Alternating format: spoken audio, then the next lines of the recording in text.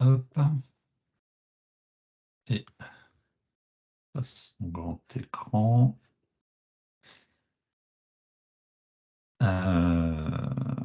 Est-ce que c'est bon Bon, moi, je vois pour ton le écran. sharing? Ouais. Ouais, bon ben nickel.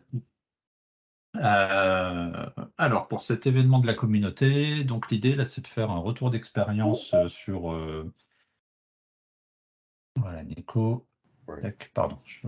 Voilà, donc l'idée c'est de faire un retour d'expérience sur voilà ben, qu'est-ce que vous pouvez mettre en œuvre comme ressources. Bonjour à tous. Salut, Nico. Salut, Nico. Sur les ressources qu'on peut mettre en œuvre ben, pour supporter les activités autour du DDD. Et donc pour ça, on va avoir 3 intervenants, donc Michelin, représenté par Olivier Thierry ici, France Travail et la Société Générale, avec Yoni et Jérôme qui sont également ici. Voilà. On est en train d'arriver. Voilà, tranquillement, comme ça je fais l'intro tranquillement. Voilà, donc voilà, l'idée c'est vraiment d'échanger sur, sur tous les artefacts que l'on peut mettre en œuvre qui vont nous aider à supporter les différentes activités. Donc je vais faire une intro autour de ça. Donc voilà, donc ça c'est la communauté Continuous Architecture. L'idée c'est voilà, c'est d'émettre, voilà, de faire des partages d'expériences, de recevoir également tous les feedbacks que vous pouvez avoir sur le terrain, sur voilà, ces différentes activités d'architecture. Voilà, la communauté avec notre dernière rencontre au mois d'octobre. Voilà, on est tous beaux sur la photo. N'hésitez pas à vous inscrire sur... J'avais pas vu les animations quand j'ai repris le... Ça, c'est Nicolas. Ça. Voilà, c'est ça. Ça surprend un peu. Alors voilà, donc en termes d'animateurs au niveau de la communauté, on est maintenant 8. Donc on a Célia, François de France Travail qui nous ont rejoints dans la communauté. Je passe rapidement là-dessus. Vous pouvez aller sur le site continuousarchitecture.org. Vous pourrez voir que maintenant il y a un petit onglet avec tous les événements que l'on a dans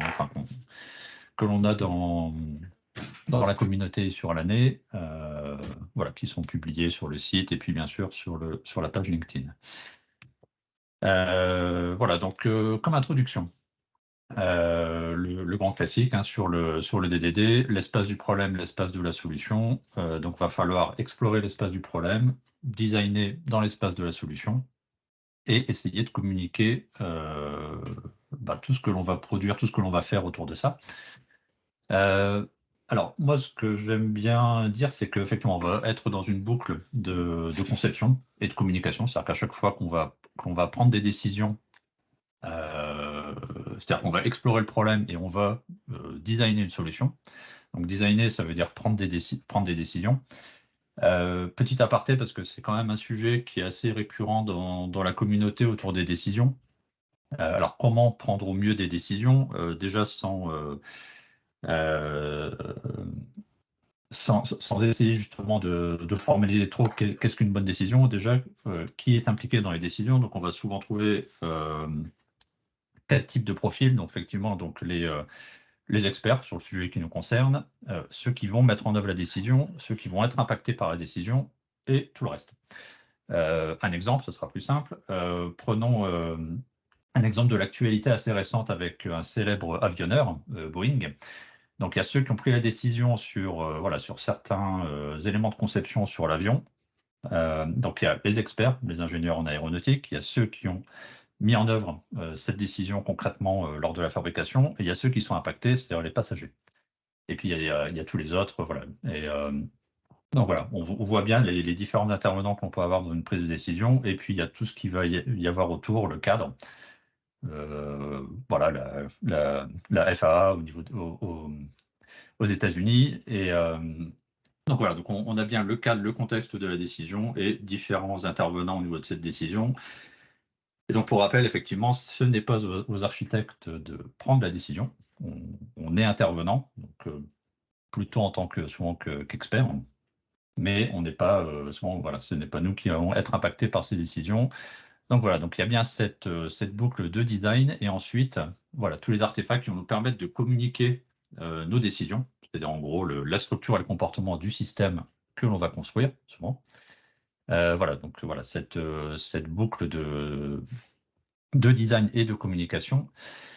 Et si on rentre maintenant, voilà, dans les grands classiques du DDD, donc à savoir du design stratégique et du design tactique, souvent, voilà, ce que l'on va trouver comme artefact, hein, qui va être produit à la fois dans la partie design. Donc la partie design, c'est ce qui va aider justement à supporter cette prise de décision. Donc ça va être souvent des outils qui vont nous aider à faire du collaboratif, avec le grand classique, hein, l'event storming en mode big picture, mais tous les canvas, toutes les maps.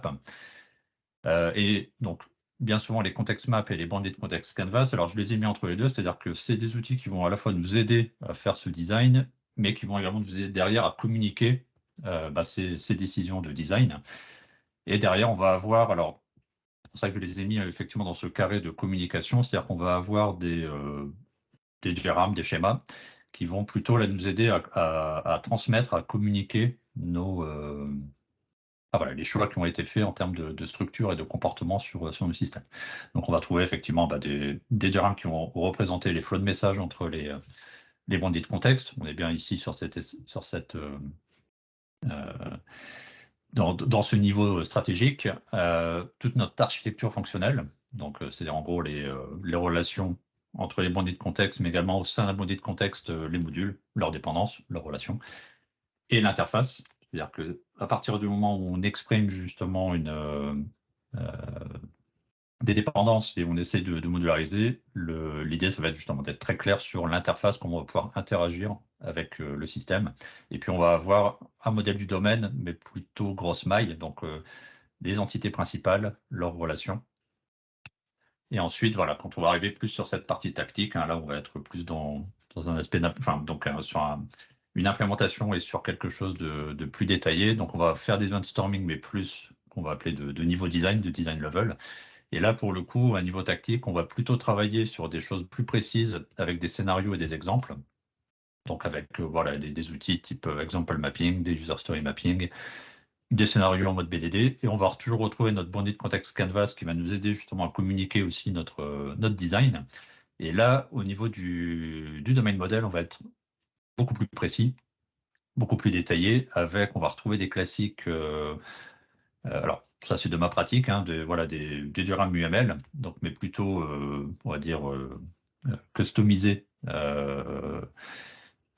pour du DDD, à savoir voilà, quelles sont mes entités, mes valeurs, mes commandes, mes queries, mes events, etc. Et on va avoir aussi, voilà, on va pouvoir mettre en œuvre des canvas autour des agrégats, des entités, voire aussi des schémas de données pour illustrer effectivement concrètement des représentations de données sur nos entités, nos valeurs, etc. Et des state machines, des diagrammes de séquences pour vraiment illustrer le comportement du système et en face avoir justement les scénarios qui nous les valident. Voilà pour cette introduction sur concrètement qu'est-ce que l'on va trouver en support de nos pratiques, de nos activités autour du DDD. Et je vais m'arrêter là. Et donc, je vais passer la main. Alors, il n'y a pas d'ordre particulier. J'ai mis France Travail en premier, mais si Michelin Société Générale veulent démarrer, c'est également possible. Est-ce qu'il y a déjà des interventions suite à cette introduction? Est-ce que des questions, des remarques? Peut-être des questions en termes d'organisation. Je ne sais pas si c'est le bon moment, mais entre la partie plutôt stratégique et la partie tactique, on n'est pas au même niveau de maille. Est-ce que lorsqu'on arrive à un niveau de tactique, est-ce que sur la base de ce qu'on a fait à un niveau stratégique, vous répartissez des responsabilités dans plusieurs équipes, ou de bout en bout, vous êtes sur une seule et même équipe? Comment t'envisages ça, ou est-ce que c'est pas le sujet pour l'instant, la question de l'organisation? Alors effectivement, c'est une bonne remarque sur la partie organisation, parce que derrière, effectivement, entre la partie stratégique et tactique, on va effectivement avoir des équipes ou en tout cas un découpage, si on essaye de se caler sur, sans parler de team topologies, ou voilà, qu'on essaye effectivement d'avoir des pizza teams, des équipes qui sont relativement réduites d'un point de vue tactique, il va falloir effectivement justement communiquer sur les responsabilités, les interfaces.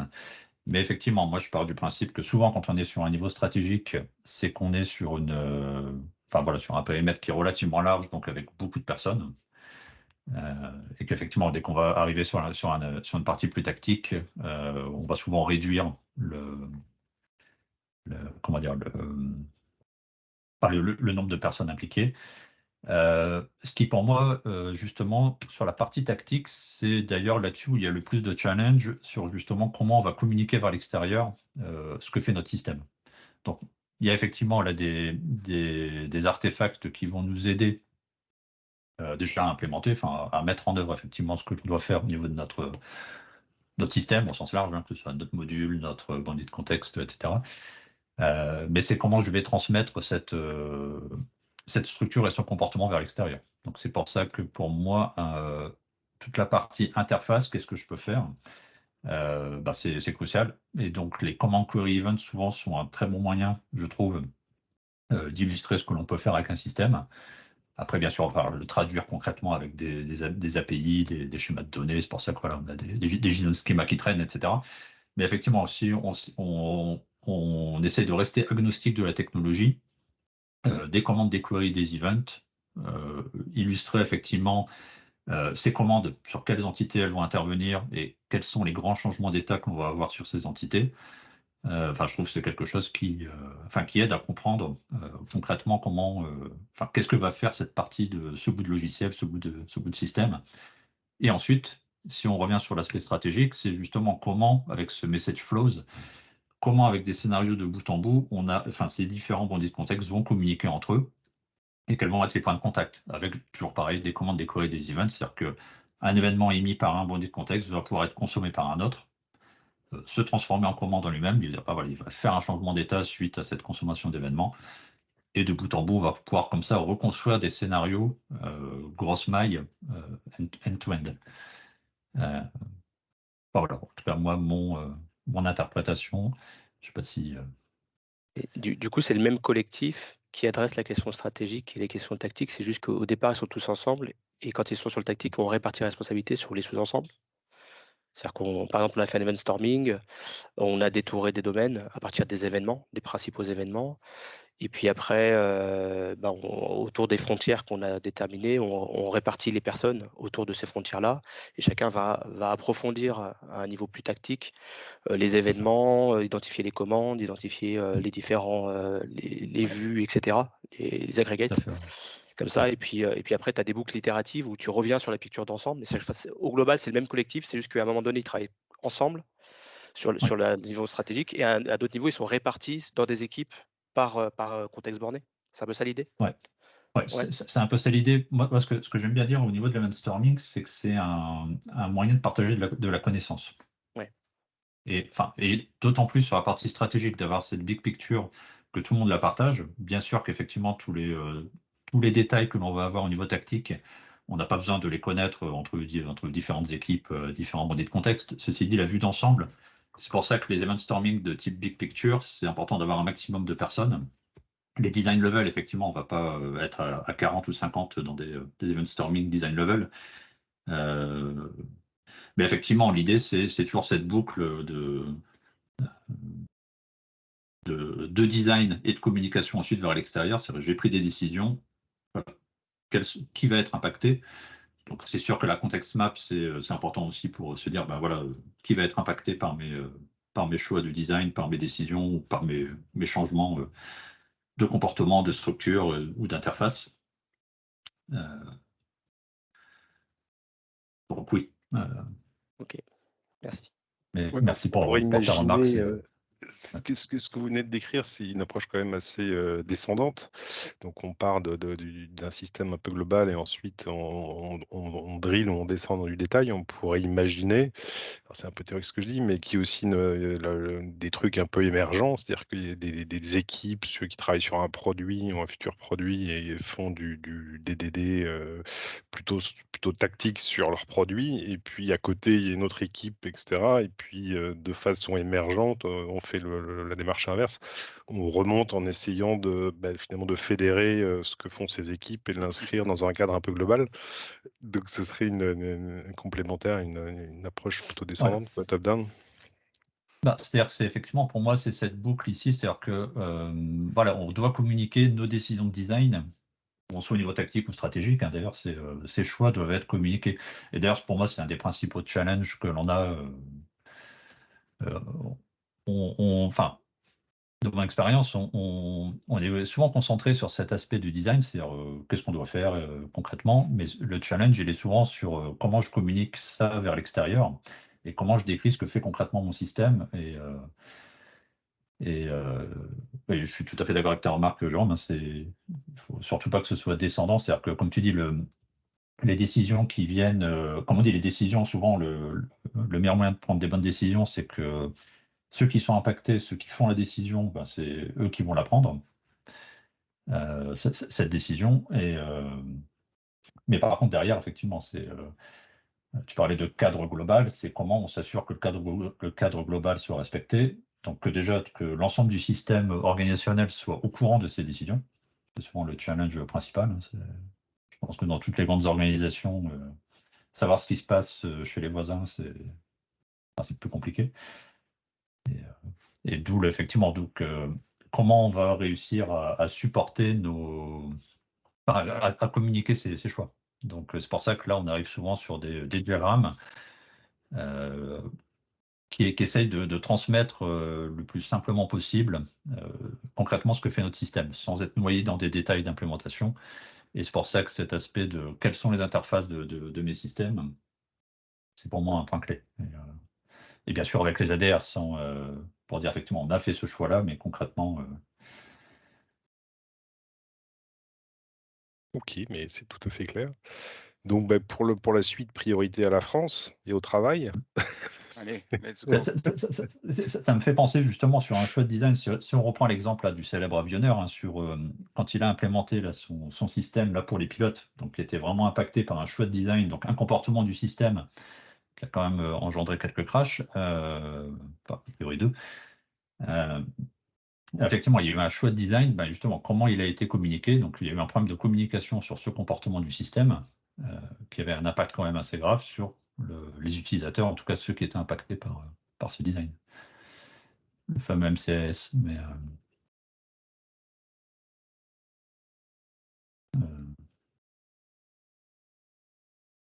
Bref. Donc, est-ce qu'il y a d'autres interventions avant que je passe la main? Je retente, je suis de retour. Vous m'entendez déjà? Yes. Allez, tac, jusque-là. Et est-ce que vous voyez? Yes. Ouais, c'est tout bon. Oh la vache, ça marche. Allez, bon, c'est moi qui parle, mais Thierry, t'hésites pas si tu veux compléter ou réagir. Hein. Ça marche. Bon, ce qu'on a essayé de mettre dans cette présentation, c'est un petit peu tout ce qu'on fait chez Michelin autour de DDD. Et on va l'illustrer avec quelques cas d'usage qui sont assez différents.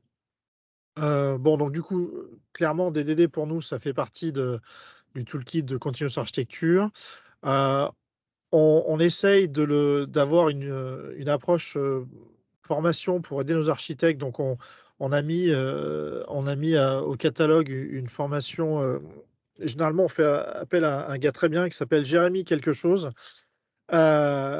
pour faire donc sur 3 jours pour faire une formation un peu donc un mix de théorie mais aussi de mise en pratique.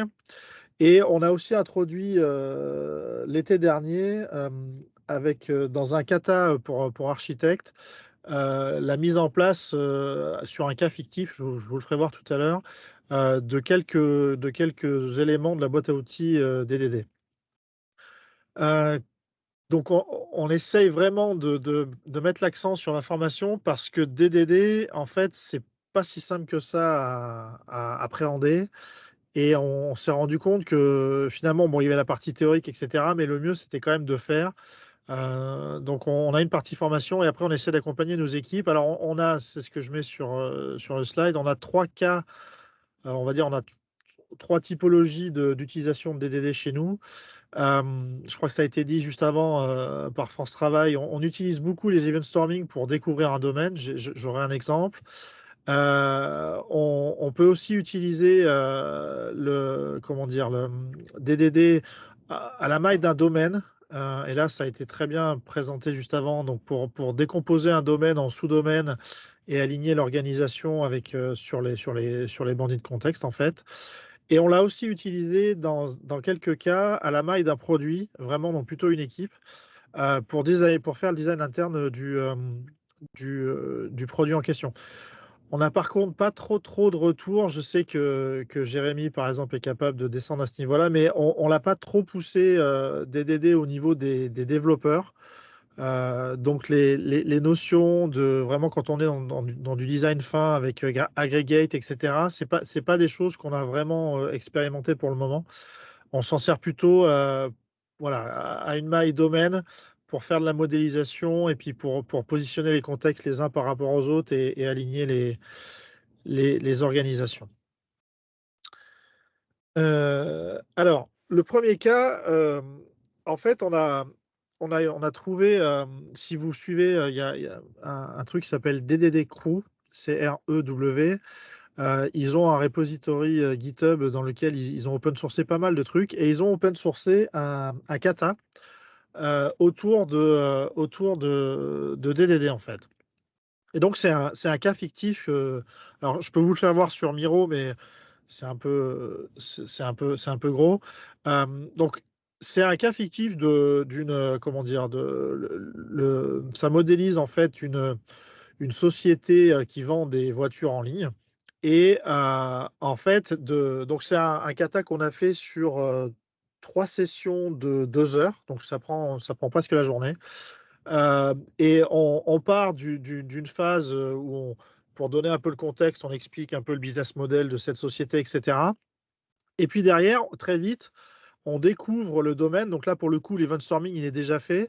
Mais on parcourt l'event storming que j'ai collé là pour découvrir un peu le domaine en question.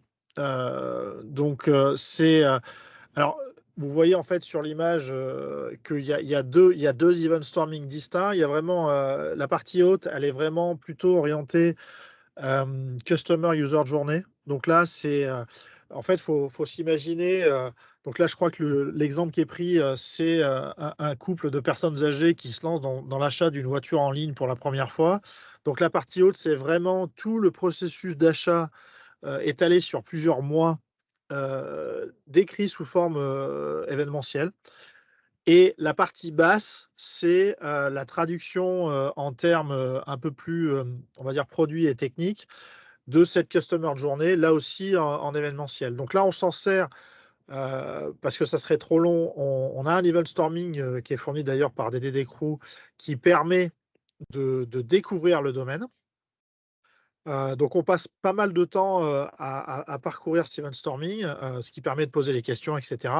Alors quand on anime ce type de kata, bon moi je suis pas un vendeur de voitures en ligne, donc on est un peu obligé de broder, mais ça permet de montrer l'usage d'un event storming pour découvrir le domaine. Une fois qu'on a fait ça, on arrive à la phase fatidique que j'appelle la création des patates. Des domaines, où là, on va prendre des heuristiques. Donc là, c'est un copier-coller d'un slide de Jérémy. On fait réfléchir le groupe d'architectes, le travail en sous-groupe. On essaye de regrouper les événements finalement en domaines cohérents. Et là, on va utiliser les quelques critères de décomposition qu'on a sous les yeux. Alors, ça peut être, on rattache un groupe d'événements à une value stream particulier. On a un changement de vocabulaire. On peut avoir une vitesse la vitesse à laquelle on fait évoluer le domaine peut être différent entre plusieurs domaines. On peut avoir des contraintes technologiques, des stacks complètement différentes. on peut se dire, tiens, on va sourcer ce truc-là sur un package, un SaaS, etc., alors que ce truc-là, on va le builder. Donc, on fait réfléchir en groupe les architectes. Et ce qu'il y a d'intéressant dans l'approche Kata, c'est que, en fait, je ne sais plus, on était une vingtaine de mémoire, donc on avait fait 2 groupes. On était un peu contraint par la salle physique aussi, mais on avait fait 2 groupes. Et ce qui est intéressant, c'est de les faire travailler pour décomposer et de comparer les décompositions à la fin. Alors, on est d'autant plus pas stressé que comme c'est un cas fictif, il n'y a pas grand-chose qui est en jeu. Et donc, c'est intéressant de voir les groupes quand on fait la restitution. Souvent, quand les groupes n'ont pas fait la même décomposition, il y a un échange qui se crée sur pourquoi vous avez fait la frontière ici et pas la frontière là.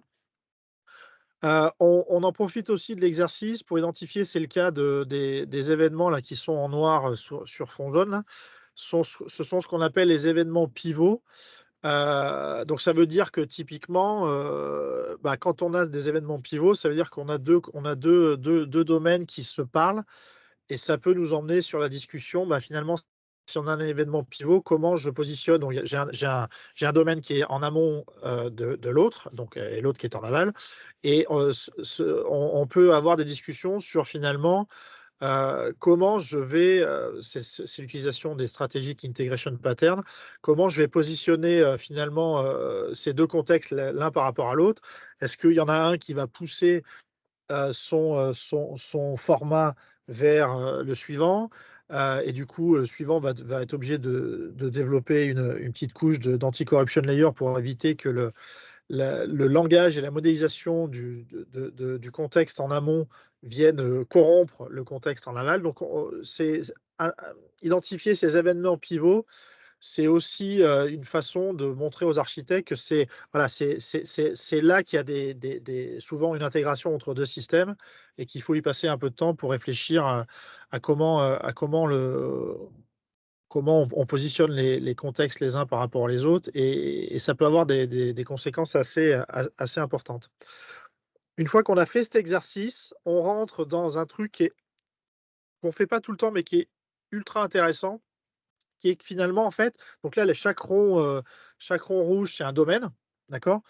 Et là, on se pose la question, finalement, comment je vais l'implémenter, ce domaine? Selon 2 axes, en fait. Le premier, c'est est-ce que c'est un différenciant en métier? Donc, est-ce que c'est vraiment cœur et ça va m'aider à me démarquer de la compétition? Ou est-ce que c'est plutôt quelque chose de complètement générique qu'on pourrait d'ailleurs acheter sur étagère? Et puis, le deuxième axe, c'est la complexité. Donc, est-ce que le domaine en question est très complexe ou pas? Et en fait, vous voyez que ce qui se rapproche du cœur, donc ce qui est différenciant, éventuellement avec une complexité moyenne jusqu'à forte, on aura plutôt tendance à le sourcer sur un développement spécifique, parce que c'est quelque chose sur lequel on veut garder la main, on veut avoir de la flexibilité, de l'agilité, on veut pas dépendre d'un éditeur qui sera très bon pour fournir des fonctionnalités génériques. On a coutume de dire avec Thierry que quand on achète un SaaS ou un package, on achète d'abord sa dette technique et ensuite on achète éventuellement le plus petit dénominateur commun des fonctionnalités de tous leurs clients. Donc, faut s'assurer que quand on fait ces choix-là, on rentre dans ce cadre-là. Donc, se poser ces questions-là via cette matrice qui est finalement relativement simple, ça permet d'avoir ce débat-là. Là, encore une fois, il n'y a pas forcément de bon ou mauvais placement, c'est que ça permet d'avoir ce débat. Une fois qu'on a fait ça, là, je crois aussi, alors je ne sais plus si c'est Jérémy ou France Travail qui en parlait, mais la dernière étape du kata, c'est de se dire, on va décrire des scénarios où on va montrer sur ce scénario de bout en bout comment les différents domaines s'enchaînent les uns avec les autres, et on va voir apparaître donc les événements, les commandes, les utilisateurs, les personas, etc. Donc ça, c'est ultra simpliste comme façon de représenter, mais ça permet aussi de vérifier qu'un scénario est cohérent de bout en bout. Et Et donc, c'est relativement intéressant, et notamment pour voir un petit peu sur un scénario. Là, je vois le scénario est très simple, hein, c'est je place une commande en ligne et j'ai tous les événements, j'ai tous les produits en stock, ce qui n'arrive pas souvent chez Michelin autour des pneus, par exemple.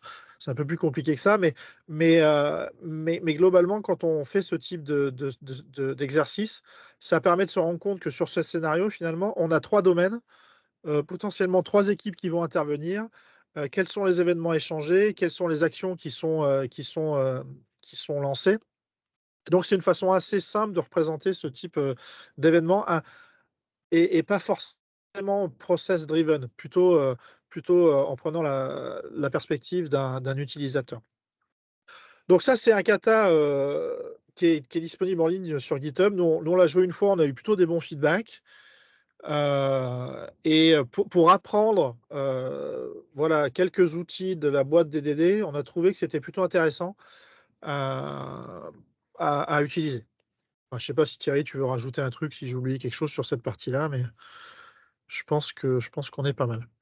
Non, mais il y avait pas mal de questions sur finalement qu'est-ce qu'un kata parmi les assistants, mais je pense qu'on a répondu en ligne. Oui, c'était Ah ouais. très complet. Merci pour vos réponses, messieurs.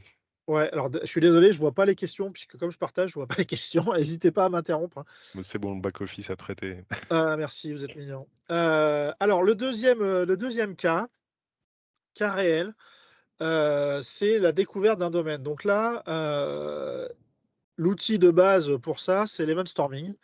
Donc là, c'est un event storming que j'ai fait il y a 2 mois sur un cas logistique. Donc c'est breaking news, Michelin fait des pneumatiques. Une fois qu'ils sont faits, il faut qu'on les livre chez nos clients quand même.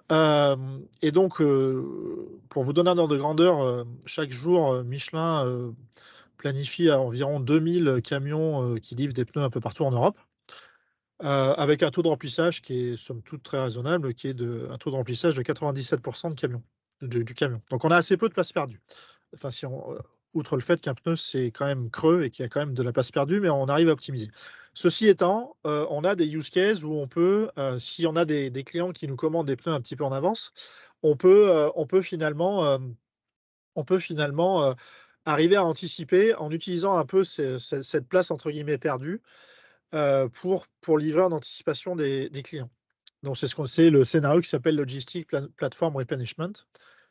Ce qui est intéressant dans le cas, alors moi ça m'a permis de découvrir le domaine, mais ce qui est intéressant dans ce cas-là, c'est que ce que je dis pas en montrant cette image-là, qui est un event storming classique, c'est que on a d'abord commencé à implémenter tout cet event storming dans un seul et même produit. On n'était pas complètement mûr sur ce type de scénario logistique. Donc, on a implémenté tout ce que vous voyez dans une seule et même application. Ça avait l'avantage de mettre tous les gens au même endroit et de faire des premières MVP et d'apprendre.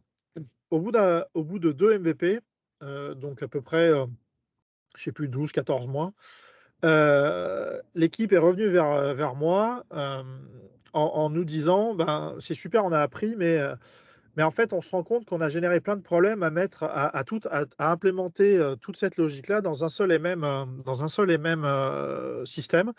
Est-ce que tu n'aurais pas à ta disposition un outil qui nous permettrait de découper et finalement de remettre là où ça devrait tout ou partie de cet event storming, donc voilà, de cette logique. Donc là, moi, je leur ai dit, on va faire un event storming, parce que déjà, je ne connaissais pas trop le domaine, donc vous n'êtes pas surpris par les couleurs, hein, les événements en orange, les commandes en bleu, les queries en vert, etc. Donc, on a fait un event storming. Donc, il y a beaucoup d'algorithmie dans ce genre de choses, puisque quand on remplit des camions, ça dépend de où on part, où on va, le nombre de pneus, nombre de clients, etc. Mais ce qui était intéressant, ça a été on leur a fait décrire.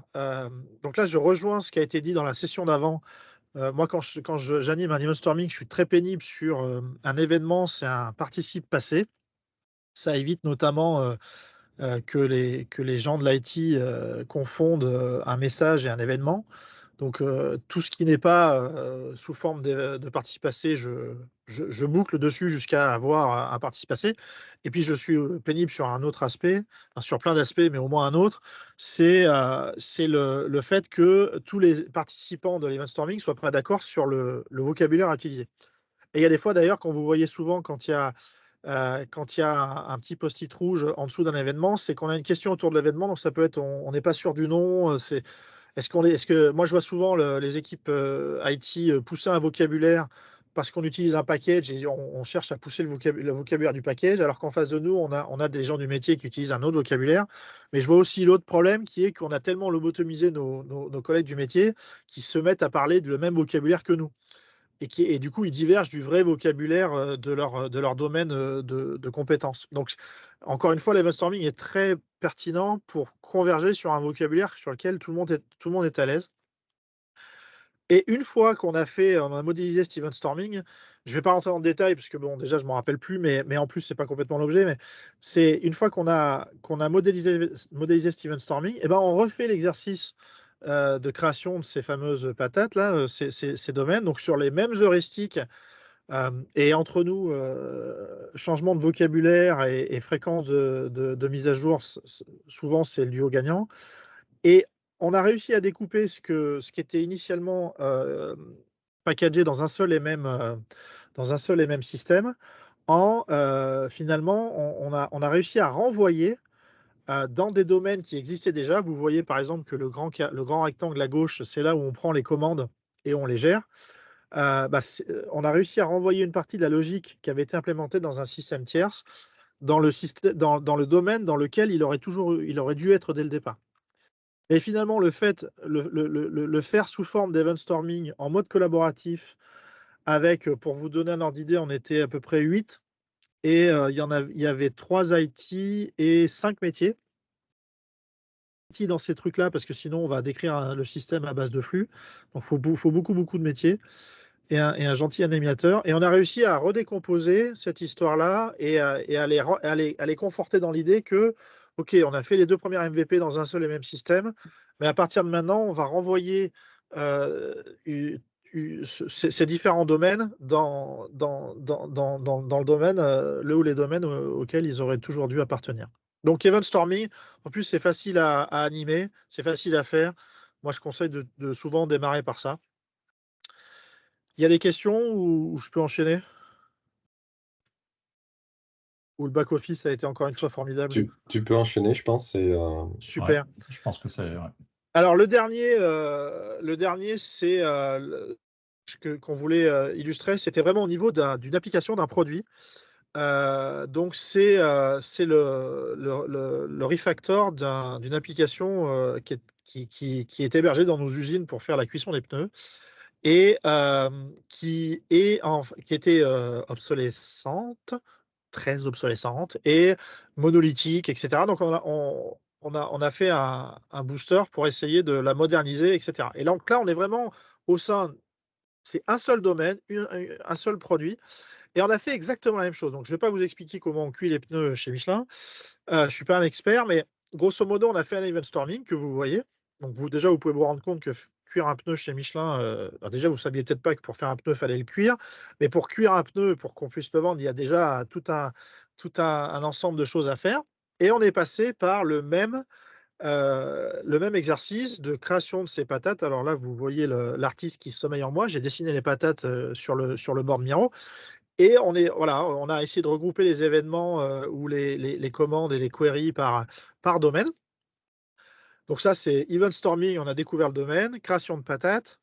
Une fois qu'on a fait ça, là, je voulais vous montrer ça. Donc là, c'est la version un peu plus simple. Donc chaque patate, ce sont les ronds blancs entourés de noir. Et vous voyez, ou d'ailleurs vert, et vous voyez donc les domaines verts, ce sont les domaines exogènes au produit. Les domaines blancs, ce sont les nôtres.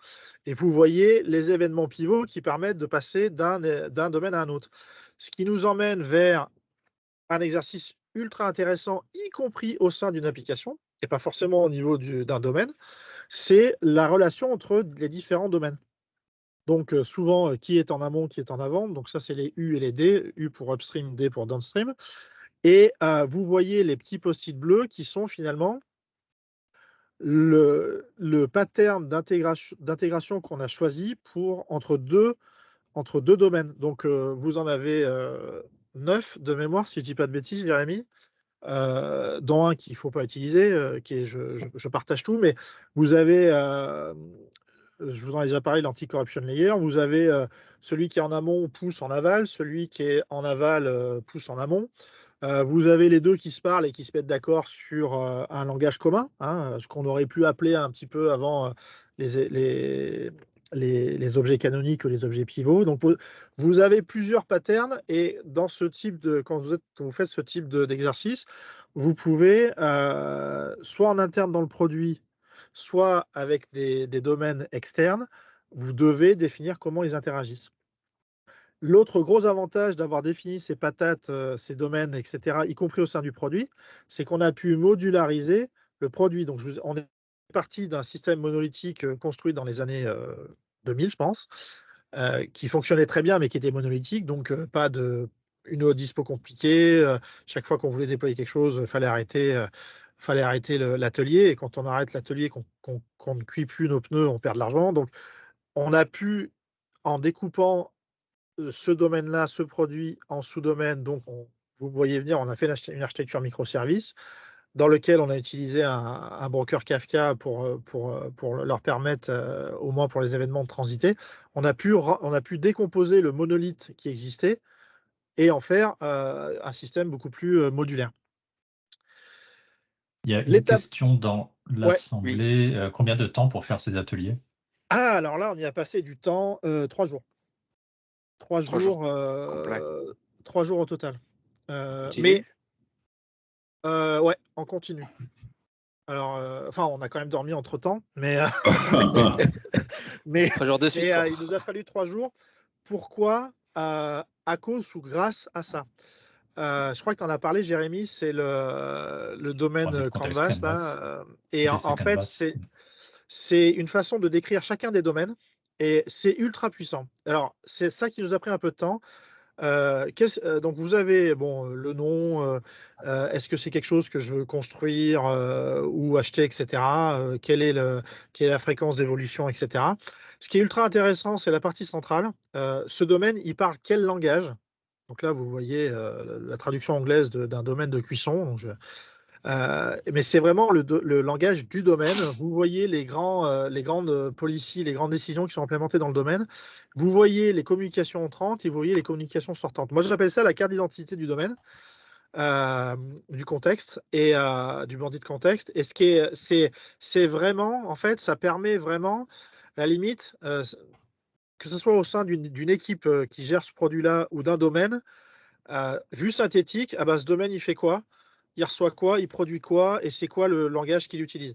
Ça nous a pris une journée pour faire toutes les cartes d'identité de chacun des domaines, mais c'est vraiment pas du temps perdu parce qu'après derrière c'est quelque chose qui permet aux gens de se retrouver en fait. Moi, effectivement, là, je me permets, j'abonde vraiment dans ton sens, de mon expérience, effectivement, sur ces dernières années, le bandit de contexte Canvas tel que l'on voit. Finalement, ça décrit l'interface de ce bandit de contexte. Finalement, tout ce qui rentre et ce qui sort, là, l'inbound et outbound. Et finalement, on arrive à avoir comme ça un synoptique de ce que fait ce bandit de contexte super facilement. Donc, en plus, voilà, on a les commandes, qu'est-ce que je peux faire dessus. Les événements, qu'est-ce qu'il fait et comment il va m'alerter de ce qui se passe chez lui. Et c'est vrai que c'est un super outil. Et en plus, ensuite, on peut les mettre comme ça, les uns en relation avec les autres. Ouais. Et donc faire le fameux flow, c'est-à-dire excellente contexte. Transition. Voilà. On a préparé toute la nuit. Donc voilà, ça c'est la même chose que je vous ai montré dans le kata, sauf que c'est un cas réel. Après, j'accélère parce qu'il me reste 1 minute. Donc voilà, 3 jours pour faire ça. Faut pas se leurrer, quand on le fait, c'est toute cette doc qui est mise à jour, c'est compliqué de la maintenir à jour justement. Donc moi, si je devais mettre l'accent, je mettrais l'accent sur les bandits de contexte Canvas. C'est vraiment un truc qu'il faut garder à jour dans le temps. Le reste, je dirais, on peut pas tout le temps mettre à jour, mais c'est compliqué. Après, si je prends un peu de recul sur le DDD, donc pour moi, DDD, c'est une boîte à outils qui est très versatile. Donc, on peut l'utiliser dans plein de solutions différentes. Il y a des fois, d'ailleurs, on ne peut pas toujours l'utiliser. Moi, je me rappelle, j'ai fait intervenir Jérémy sur un sujet où je pensais qu'on allait pouvoir utiliser, par exemple, un event storming, machin. Et en fait, pas du tout. Et enfin, surtout Jérémy, on est retombé sur nos pattes un peu en live. Donc, c'est une très bonne boîte à outils, mais c'est pas non plus la silver bullet à tous les problèmes de la planète. C'est pas les silver bullets. Ouais. C'est quand même pas si simple à apprendre. Je vois Jérémy qui en parle très bien. Moi, j'ai vu plein de gens qui l'écoutaient, qui étaient là, mais qu'est-ce qu'il raconte? C'est hyper théorique, je comprends rien, etc. Donc, il faut passer par cette phase théorique, mais il faut mettre en application, et si possible avec quelqu'un qui l'a déjà fait. C'est beaucoup plus efficace. Parce que moi, j'ai jamais appliqué des DD pareils sur chacun des sujets. C'est un outil qui est ultra, ça je le dis tout le temps, mais qui est ultra puissant pour rendre de l'implicite explicite et qui permet vraiment de rapprocher les gens du métier et de l'IT, quoi. Souvent, même si c'est pas tout le temps, l'event storming, c'est souvent le premier outil qu'on utilise. Et vraiment utiliser les stratégiques integration patterns, c'est un outil super simple et hyper puissant. Et je suis presque à l'heure. Bah, du coup, tu vas avoir une question. C'est intéressant tous ces retours d'expérience de trucs qui marchent, mais justement, ce qui serait aussi très très très utile, c'est les trucs qui plantent. Est-ce que vous avez identifié un peu les cas, les contextes où ça merde, quoi? Alors effectivement, il y a la population, les participants, elle est importante. Là, tu parlais du bon dosage entre les experts côté IT ou côté métier. Ouais. Mais est-ce qu'il y a vous avez identifié des cas où c'est même pas la peine de se lancer parce que c'est le mur assuré, quoi? Bah, on a fait cet atelier avec Jérémy. Donc, on était dans le domaine de l'industrie aussi. On avait un sujet qui était qui est en amont de l'exemple que j'ai fait juste avant là, qui était vraiment pour toutes les recettes de cuisson des pneus là, qui sont définies en centrale, qui descendent dans les usines. Chaque usine l'adapte un peu. On avait un sujet de mapping de données ultra compliqué et l'équipe savait pas l'aborder. Bon, bah, du coup, moi, j'ai appelé Jérémy et puis on s'est dit, on va faire un atelier DDD, quoi. On va faire un event storming. Et bon, il se trouve que le truc n'est pas du tout événementiel. Donc là, on s'est planté. Mais on s'est planté en temps réel, quoi. C'est-à-dire qu'on a fait l'atelier au bout de 20 minutes avec Jérémy. On se disait, bon, bah là, on ne sait pas comment on va s'en sortir. Donc, je dirais, moi, DDD, alors, je ne sais pas si Jérémy sera d'accord, mais ça fit très bien l'approche événementielle. Si par contre, tu as un système ultra complexe dans lequel en fait, tu n'as pas beaucoup d'événements, c'est plutôt de l'algorithmie un peu touchy, etc., je sens que DDD, c'est peut-être pas le truc à utiliser en premier, quoi. Et en tout cas, nous, on n'y est pas arrivé, quoi. Ouais. Mais on revient sur un principe de base qui est de prendre des exemples finalement. D'essayer de rendre ça très concret, très réel avec des exemples et d'essayer en gros de redescendre sur du concret, quoi. C'est-à-dire de ne pas rester justement sur des choses trop génériques ou et finalement, c'est ce qu'on fait même dans les brainstorming. C'est filez-moi un exemple sur tel truc ou dites-moi, faites-moi le happy pass sur tel sujet. Finalement, c'est plus un peu ça l'heuristique de base, c'est de prendre un cas concret et réel. Et finalement, là, c'est ce qui nous avait plus ou moins sauvé sur cette partie-là. Ouais. Et tu vois, je me disais, moi, il y a deux cas où je ne prendrais pas des DD d'entrée. Tu as l'algorithmie, le sujet en question, c'était de la transformation de données N to M. Donc, N système source, M système cible, des transfos avec de la custo par usine. Bon, bah, DDD nous a pas été franchement utile. Enfin, en tout cas, il y a une partie de DDD, mais grosso modo, le truc traditionnel que je vous ai montré, ça ne fonctionnait pas. Et il y a l'autre cas qui est si vous êtes sur des problématiques de recherche opérationnelle, supply chain, etc., voyageurs du commerce, là c'est pareil, je vois. Si c'est pour modéliser un système qui fait ça, DDD ne sera pas complètement adapté ou vraiment qu'une toute petite partie, quoi. Alors, ouais, juste pour compléter, côté France Travail, hein, nous on a deux cas où on va être réticent à utiliser DDD. Ça va être, en fait, quand on fait ça, on brûle quand même pas mal de gaz. On va découper en domaines, en sous-domaines. Donc, du coup, il y a des interactions entre les domaines, etc. Donc, c'est quand même quelque chose. Donc, en fait, ce qu'on fait, c'est que on regarde par rapport au produit en question. On évalue déjà est-ce que c'est un produit auquel on doit se conformer. Donc, auquel cas, ça ressemblerait peut-être à un logiciel ou à un éditeur. Donc, on a une direction, par exemple, qui s'occupe des fonctions d'appui, donc qui va gérer par exemple, tout ce qui va être les logiciels ressources humaines, les logiciels de paye, tout ça. Donc, cette direction, elle nous demande est-ce qu'on peut faire des DDD sur un appel d'offres pour un logiciel de paye? Alors là, on dit bah non, en fait, parce que on va se conformer au langage du logiciel de paye. Donc, à la rigueur, sur les intégrations avec notre SI, mais pas sur on va pas réinventer un logiciel de paye. Sur une GED, voilà. En fait, tout ce qui va être commodité, on va partir instinctivement vers une solution d'un éditeur. On est un peu réticent à faire des ateliers DDD parce que on ne voit pas l'intérêt de mettre son propre langage en fait. Donc on va plutôt utiliser sur là où on veut plutôt être concurrentiel, là où on veut accélérer l'apport de valeur.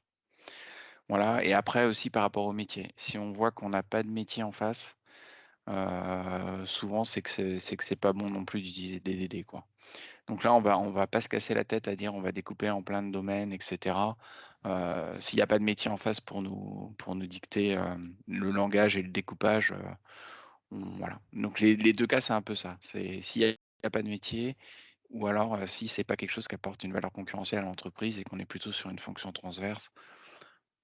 Voilà. Là-dessus, on est un peu plus réticent sur ces deux cas-là, quoi.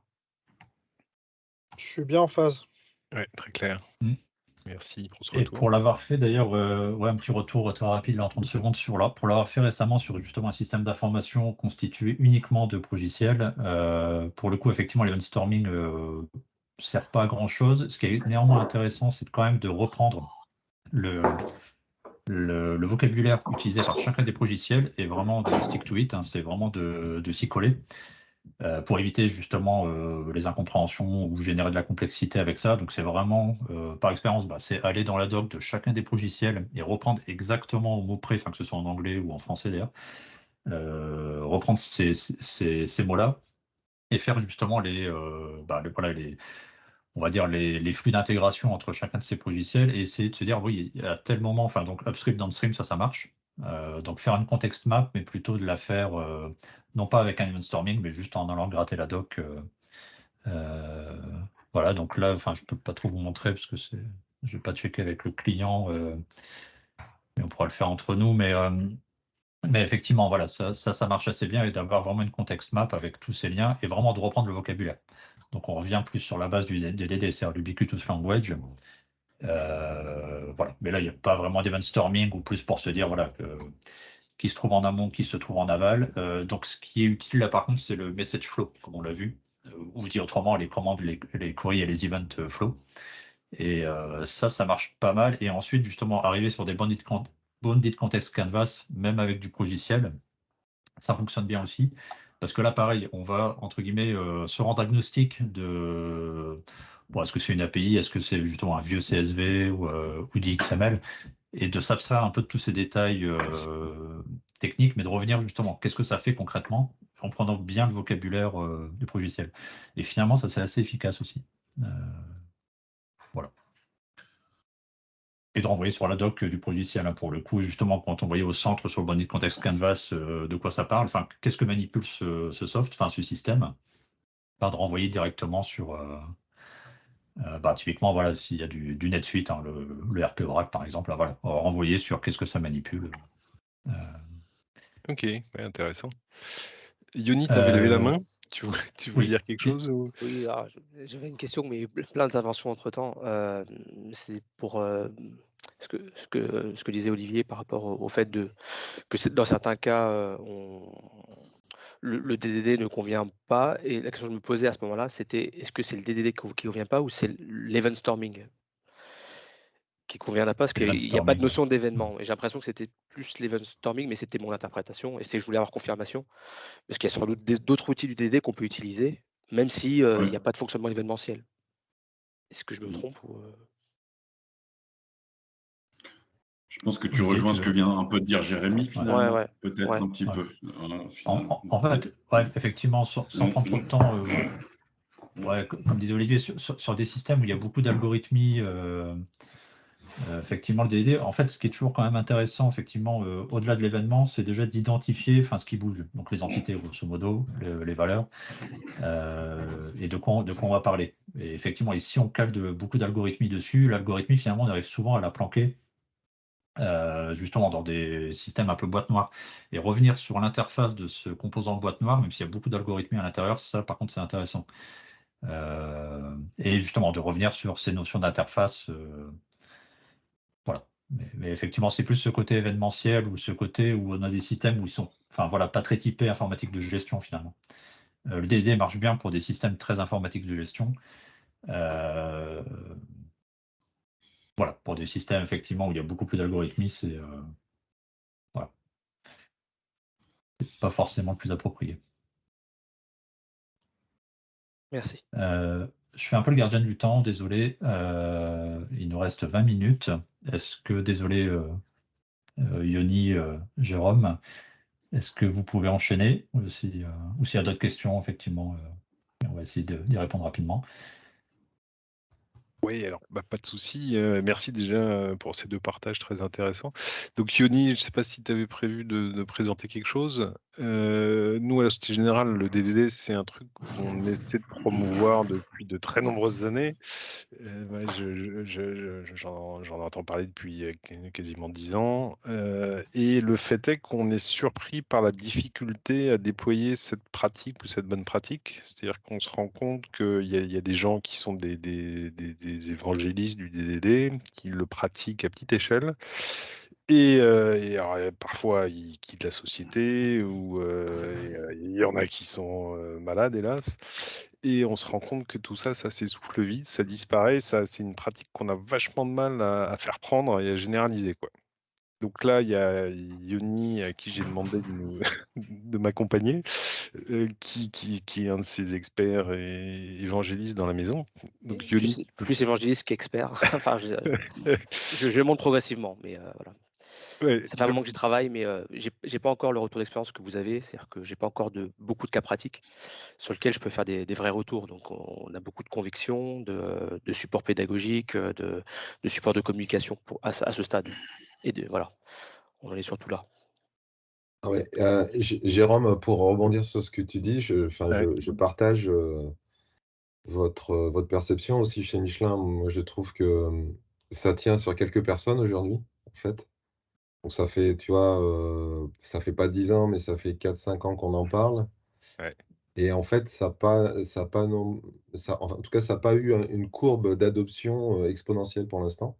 Ouais. Donc je pense que c'est une des raisons pour laquelle, avec Olivier, on a introduit le kata l'année dernière. Ouais, c'est fondamental d'accompagner les gens. Pour essayer de mettre un peu plus nos collègues architectes en situation. En fait, on aimerait que chaque architecte ait ça dans sa boîte à outils et sache animer ces sessions d'eventstorming, ces sessions. Aujourd'hui, c'est pas le cas très concrètement. Donc, on a quelques archis et Olivier qui est en expert chez nous, mais ça explose pas non plus, quoi. Bon, mais tu me rassures. Alors, après, animer des eventstorming, c'est pas donné à tout le monde non plus, hein. Il y a des soft skills à avoir, et c'est parce qu'on est architecte qu'on sait animer ce type d'atelier-là non plus. Donc, nous, on réfléchit à avoir des combinaisons avec plutôt des profils type ce qu'on appelle des RTE dans Safe, voilà, qui sont des agilistes et qui ont des soft skills d'animation, et donc de co-animer ça entre l'architecte et l'agiliste qui a les bons soft skills pour faire ça, quoi. Mais c'est une bonne remarque. Moi, j'ai l'impression que on a fait ça, Olivier, un petit peu dans le temps, mais on est plutôt parti sur développer les capacités d'animation de nos archis. Il y a les sujets aussi, on n'en a pas trop parlé aujourd'hui, mais team topologie.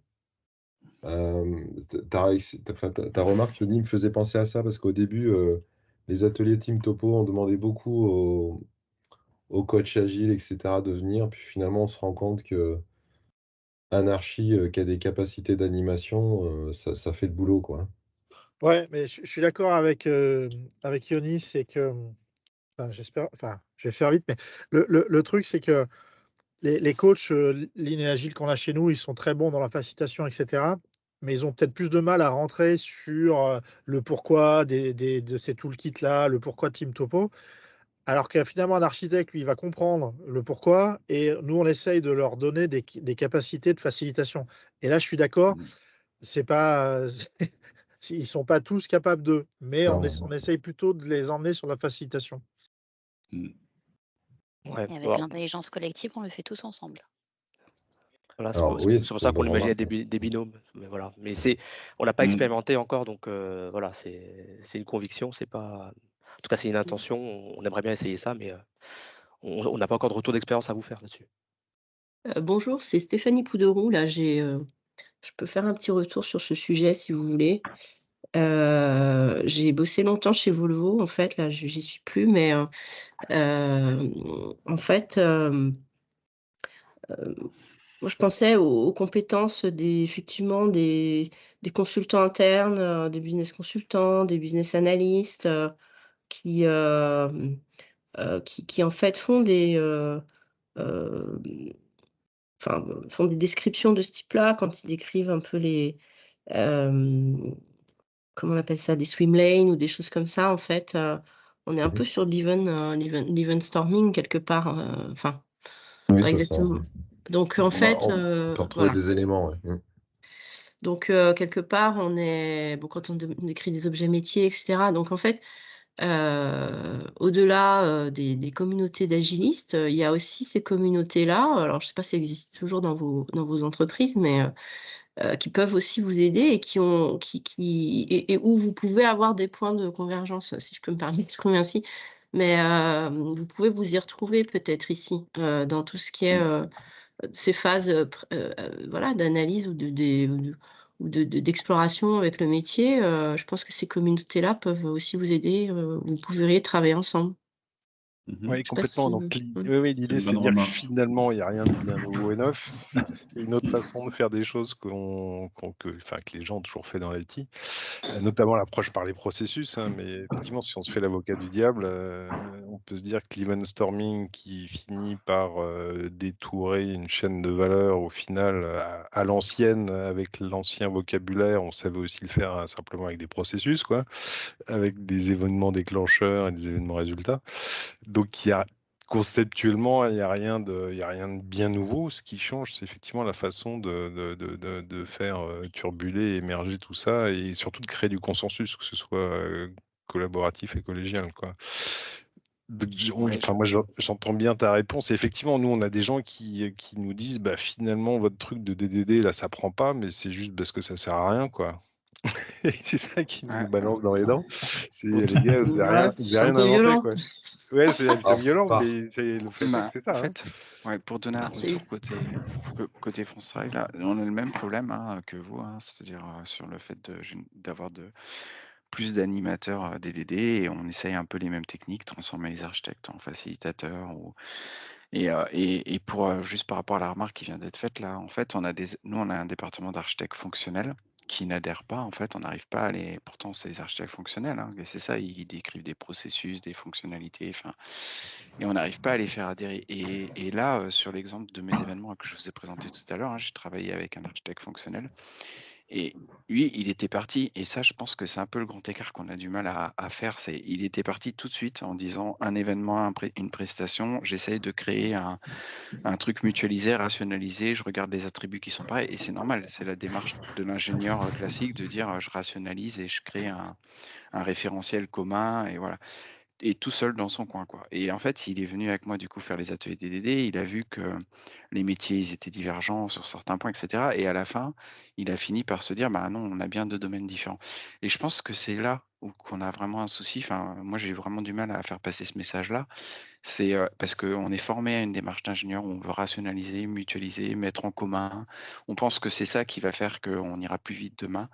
Et pourtant, il y a un changement de mindset parce qu'en fait, finalement, en écoutant, en faisant de l'architecture socio-technique, en écoutant le langage des métiers, on fait l'opposé, en fait. Et donc, cet architecte fonctionnel là, qui est venu avec nous pendant toute cette partie-là, il l'a dit, il a dit, moi, j'ai été parti tout à fait sur l'opposé de ce qu'on a fini par faire. Et je pense que c'est ça. Ils nous disent ton truc. Alors déjà, ils nous disent au départ, ton truc des DD, ça sert à rien. Je sais très bien modéliser des processus, des macrofonctionnalités, etc. Ça, c'est vrai. Et même encore plus que ça, ils n'ont pas le mindset d'écouter les métiers, en fait. Et je pense qu'il y a un truc aussi par rapport à ça. Je sais pas trop, quoi. Côté DSI, on sait mieux, en fait. On sait, nous. Je pense qu'il faut éviter de s'opposer quand même. J'entends que les gens réagissent et sont contre, s'opposent, mais au final, on cherche tous à faire les mêmes choses, à aboutir à des résultats. Je ne sais pas si on faut chercher à opposer ou chercher où on diverge, parce que là, du coup, on n'arrive jamais à converger, mais plutôt chercher les points de convergence. Et bon, l'ingénieur rationalise, mais enfin, je connais des ingénieurs qui font aussi de l'architecture de données et qui comprennent que il y a des objets qui se spécialisent en fonction des métiers, voire des domaines, hein, dans ce qu'on est en train d'évoquer ici aujourd'hui. Et donc, il y a des objets métiers qui sont communs et d'autres qui se spécialisent, qui changent de nom en fonction des domaines métiers dans lesquels ils sont utilisés, qui s'enrichissent avec des attributs. Enfin, il y a de l'archi de l'information aussi dans tout ça. Et l'archi de l'information, on se rapproche en fait des gens qui bossent sur la data et qui sont proches des métiers. Enfin, je veux dire, il y a quand même un ensemble de communautés là qui cherchent quand même à converger vers des mêmes objectifs. Et du coup, j'entends qu'il y en ait qui rejettent le DDD, mais peut-être qu'il faut, et vous avez plein d'outils là, je veux dire, pour assouplir et ouvrir, et vous travaillez avec les mêmes personnes, avec le métier, etc. Donc, moi, je trouve qu'il y a plein de points de convergence et que quelque part, peut-être qu'il faut essayer de, je ne sais pas quelle est la solution, mais pour essayer de rapprocher les personnes, mais comme vous l'avez fait, hein, de travailler ensemble et de chercher les points voilà, qui vous rapprochent. Voilà. J'ai l'impression qu'il y a des questions d'organisation à régler. Aujourd'hui, on a des frontières fortes entre les métiers et les DSI. Là où, lorsqu'on cherche à avoir une organisation agile à l'échelle, on devrait plutôt avoir des équipes embarquées peut-être par domaine métier, avec des personnes métiers IT qui sont mélangées en fait, et puis les IT contribuent aux moyens de délivrer la mission métier. Et je pense que tant qu'il y a des frontières de ce type-là, on va avoir des difficultés à faire adhérer les équipes c'est les lois de Conway aussi, c'est chacun reste dans son périmètre, il pense qu'il a de l'autonomie, il pense que l'autre va le freiner, va l'empêcher, etc. Et donc ces frontières-là, elles sont préjudiciables pour justement fluidifier et faire en sorte à ce que ces acteurs-là, ils se regardent pas d'un côté et de l'autre de la frontière, mais qu'ils travaillent ensemble de manière collaborative. Il y a un vrai sujet, à mon avis, à adresser de ce côté-là. Et d'ailleurs, nous, côté Société Générale, ce qu'on a essayé de faire sur le périmètre France, Banque de taille France, c'est de commencer par discuter avec les métiers d'un découpage de l'entreprise en domaines, ce qu'on pourrait appeler les capabilities dans TOGAF, et d'essayer de voir comment est-ce qu'on pourrait réussir à faire en sorte à ce qu'on organise les équipes autour de ça, autour de ces domaines, pour que, in fine, on ait des métiers des IT qui sont concernés par le même objectif et qui collaborent ensemble. On est loin d'avoir fait le sujet parce que nous aussi, on a une DSI et puis on a le métier ils sont en face, ils sont avec des frontières. Mais on a essayé de discuter avec les métiers pour les sensibiliser à ce besoin-là. Et il faut qu'on fasse pareil côté IT, on est en train de le faire, pour qu'ils se rejoignent sur les mêmes domaines et qu'ils arrivent à s'organiser de manière conjointe quelque part. On est loin d'y être arrivé encore, hein, mais c'est une intention. Jérémy avait levé la main. Merci. Ouais. Pardon, Jérémy. Ah non, merci pour tous ces... je vais la baisser d'ailleurs. Merci pour tous ces échanges, parce qu'on arrive vers la fin. En complément, pour moi, il y a un point clé avec le DDD, c'est qu'effectivement, on travaille sur le langage et que le langage, justement, par définition, le langage humain a des contours très flous, notamment en termes de signifiant et de signifié. Et encore plus d'ailleurs avec les LLM, hein, ça c'est petit aparté aussi, ça va être d'autant plus. Tout l'aspect sémantique en fait du langage, c'est le point clé, et justement bien distinguer en plus pour les ingénieurs, enfin c'est pour rebondir aussi sur ce côté ingénieur, bien distinguer données, information, connaissance. Donc quand on donne du sens à de la donnée, on arrive sur de l'information, quand on donne du sens à de l'information, on arrive sur de la connaissance, et quand on donne du sens à de la connaissance, on arrive sur de la compétence. Et en fait, une des conséquences, je dirais, heureuses en fait des ateliers d'Eventstorming, c'est justement de mettre ensemble des gens qui ont des mots, qui utilisent des mots, mais qui ont avec des sens très différents, qui ont des sémantiques très différentes, et de manière très ingénue, en tout cas ce que j'ai pu constater dans beaucoup d'Eventstorming, même notamment chez Michelin, déjà sur cette notion de pneu, qu'est-ce qu'un load, enfin un chargement, etc. Ils ont des définitions, même juste un mot de commande, ils ont des définitions qui sont complètement différentes, et je me rappelle d'un Eventstorming d'ailleurs, chez Michelin, où de manière très ingénieuse, dire mais en fait, ça n'a rien à voir ce que vous appelez un order chez vous. Et effectivement, il y avait comment dire, une sorte de révélation pendant. Alors c'était pendant une formation, donc c'était voilà. Mais donc l'event storming en fait permet de se rendre compte et de toucher du doigt justement de contrer un peu ce côté très ingénieur.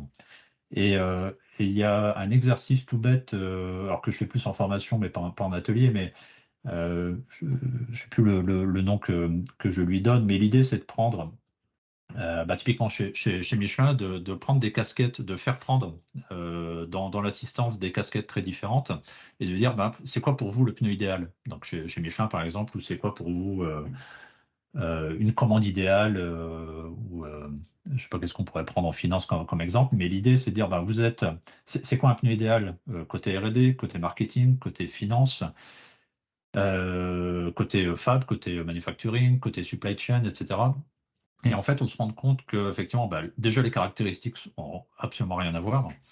Et donc déjà, ça leur fait toucher du doigt cette notion de bornier de contexte, c'est-à-dire qu'un même mot peut avoir des représentations extrêmement différentes suivant la cascade que l'on prend. Et puis après, d'essayer de commencer à décrire ça, et donc ça leur fait toucher du doigt qu'effectivement, la modélisation, c'est une représentation du monde qui doit servir un objectif. Donc faire du modélisme. Il y avait cette très bonne presse assez ancienne de Gregory Weinbach sur le modélisme. Justement, on n'est pas là pour faire de la modélisation à outrance, ou effectivement de représenter toute la réalité de ce qu'est un pneu, typiquement, on va se retrouver avec des centaines d'attributs. Voilà, c'est essayer de leur faire toucher un peu du doigt ça, effectivement, et de contrer un peu ces modèles canoniques, ces modèles pivots, qui sont un peu une plaie. Alors ça, c'est justement, il y a beaucoup d'architectes qui poussent encore pour avoir cette représentation idéalisée du monde, et d'essayer effectivement de prendre des cas concrets. Enfin voilà, là je dirais c'est plus les heuristiques. L'event storming est juste une opportunité de mettre ça en place, de mettre ça en place, de les faire se rendre compte que finalement le monde n'est pas si parfait que ça, et qu'en fait on se rend compte que voilà, on essaye de faire avec, et pas de tordre la réalité pour la faire rentrer dans notre beau modèle qui marche bien. Deux petites remarques. C'est quoi le pneu parfait chez nous? Déjà, c'est le pneu Michelin. Mais blague à part, évidemment. Non, blague à part, ça me rappelle un talk qu'on avait eu au Club Urba, Thierry, avec un Grégory, je n'ai plus son nom, là, autour de la modélisation de données. Et c'est un cas qu'on aurait pu aussi utiliser aujourd'hui, où finalement, tu sais, sur les grands concepts clients, produits, où on aurait eu tendance à faire une approche MDR. En fait, on l'a fait dans le cas du pneu de la R&D jusqu'à la vente. On a modélisé le cycle de vie de tout ça, justement avec la perspective, à la R&D, c'est quoi qui est important, au commerce, c'est quoi qui est important, etc.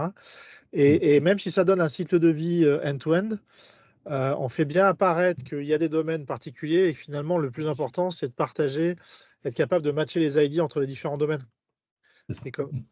Et ça, c'est vrai que j'y ai pas pensé, mais j'aurais pu en parler aujourd'hui aussi. C'est vrai. Une autre fois. On pourra faire un sujet sur effectivement comment, des techniques un peu pratiques et concrètes pour essayer de faire en sorte que le DDD fonctionne, effectivement, et je pourrais dire effectivement d'aller contre des approches, effectivement, des mindsets où on sait effectivement que ça marche pas, et vous trouvez que c'est pas efficace, quoi.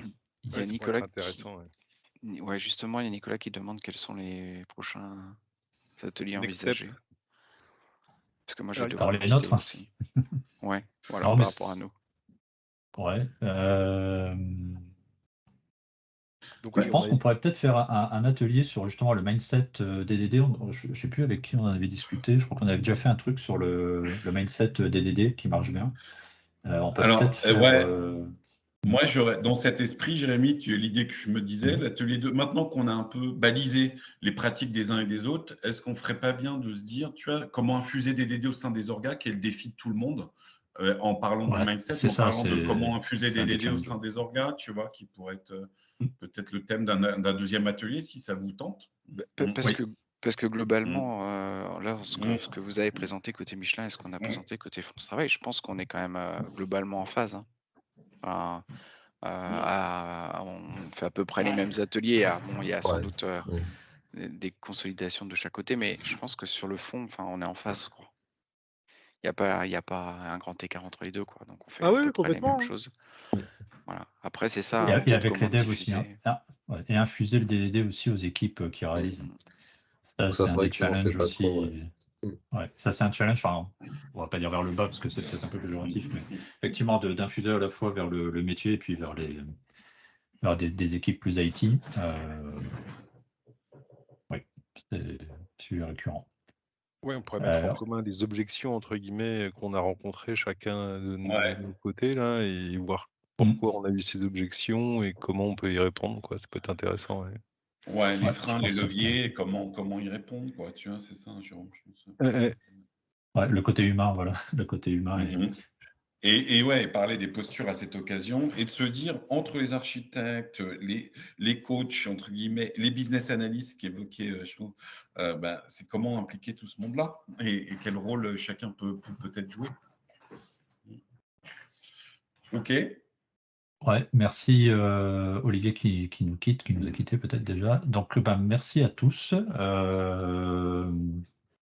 L'idée, voilà, c'est de faire un prochain atelier. On essaiera justement de capitaliser sur tout ce qu'on a fait, sur l'enregistrement, de mettre à jour voilà, nos différents supports, le site. N'oubliez pas, il y a le Slack, il y a la page LinkedIn. Channel DDD d'ailleurs sur le Slack. En plus, il y a un channel DDD sur le Slack. Bref, voilà. On essaye d'animer cette communauté. Merci à tous. Merci à tous. Juste un dernier mot en réponse à ce que disait un peu Stéphanie sur les données. Là, j'ai partagé l'image de la pyramide cognitive qu'on a intégrée dans le cadre d'architecture à la Société Générale, qui fait le lien avec l'intelligence artificielle et les différentes disciplines. Donc ça, je pense que c'est intéressant. Et effectivement, moi, à mes heures perdues, je fais du data design et très souvent, j'éprouve le souhait, la nécessité de me dire mais si on faisait un atelier d'event storming, ça simplifierait vachement plus vite, quoi. Et donc je pense que c'est un truc aussi qu'on va essayer de développer, déployer chez nous uniquement sur la partie data design, parce que je dis toujours derrière les termes il y a des concepts, n'oubliez pas, et que les concepts ils sont reliés les uns avec les autres et ça crée des modèles, des schémas mentaux, et c'est avec ça qu'on pense, qu'on analyse, qu'on voit le monde et qu'on se transforme, quoi. Donc c'est juste fondamental. Et en plus, nous, dans le secteur financier, on est hyper régulé, donc on a aussi besoin d'être assez sharp sur la définition de certains concepts sur lesquels portent les régulations. Enfin bref, donc c'est des sujets importants et je pense que l'event storming notamment et le DDD plus globalement, c'est super important, quoi. Voilà. Merci à tous. Ouais, merci à tous. Et puis, merci à tous pour les partages. Merci. Au plaisir. Bon appétit.